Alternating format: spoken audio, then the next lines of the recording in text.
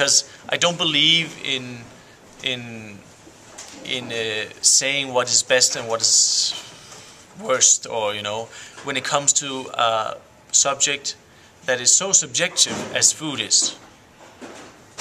Some might love it here and some love it less. That's the way things are. But it has really done magic for our restaurant. It fills up our restaurant. But the best thing about it, for me, completely, is the fact that we can cook what we want to. Before that, we had to always have a few evergreens on the menu, because a big portion of our guests, they were, for instance, business people that I guess weren't that interested in trying a specific style and a specific chef. They wanted to have a business meal at a good restaurant that would impress their guests because it has a big media awareness. But we had to make sure that these were happy, or else we couldn't survive. So now we can cook completely free, whatever we want. And that's the first time I tried that in my career, as a chef, as a head chef, to be able to say, okay, what now?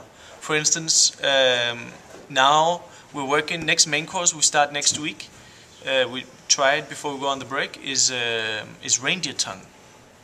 So the main course will be a piece of tongue from the reindeer, and I think 8 months ago it would be impossible. Sure. I mean, people would enter and they would, oh, tongue, really? Okay, can I have something else? Now these things never happens anymore, only if it's allergies. People are here to try it, and that is fantastic. That's another point that I think has been surprising to myself.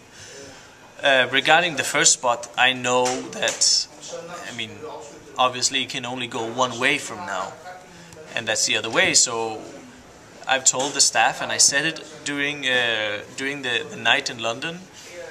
We were 8 guys there. I took them all together and I said, remember, we have to enjoy the moment, because it is a special moment, but it's only a moment. It's not everlasting.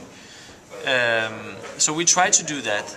And you're so right when you're saying that for some strange reason, if you try to consider the first spot and the pressure of that and all the people dining here, the expectations, but despite all that, I've never felt so comfortable that I do right now. Never. It is incredible the way that I always use the analogy of being in the middle of the hurricane, where things are surprisingly calm.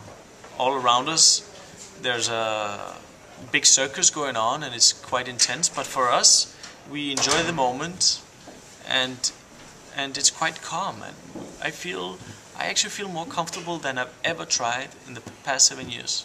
I feel the pressure now is, of course, always there, but I deal with it much better than ever.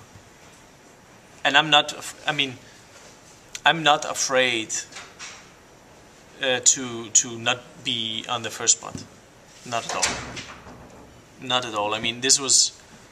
Yeah, you just feel comfortable to do what you have to do. Yeah, exactly. I think that you know, there is such a natural evolution for things, and we were there. Perhaps we will be there again. Who knows? Of course, I would hope so. But it doesn't control my life. Well, the best way I can answer your question is to tell you how our cuisine has developed through the years. And when we opened 7 years ago, we were... Well, I've been a part of this project 8 years, because I spent almost 1 year of finding the designer and traveling and so on. But what ultimately have shaped our cuisine is when we started realizing that somehow our region has a unique nature. And it is a huge region with very few people, with a vast nature that is literally as nature made it. Mm-hmm. And in that you could find great products. So that's where we started. And what happens through the years is that you start becoming a part of the rhythms of nature. You follow everything, you follow the weather, you understand what happens if it becomes 5 degrees hotter or it starts to rain during a hot summer day.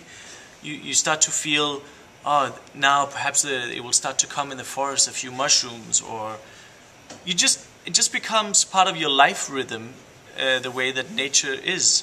And because you are so much in nature, to harvest or to talk with people,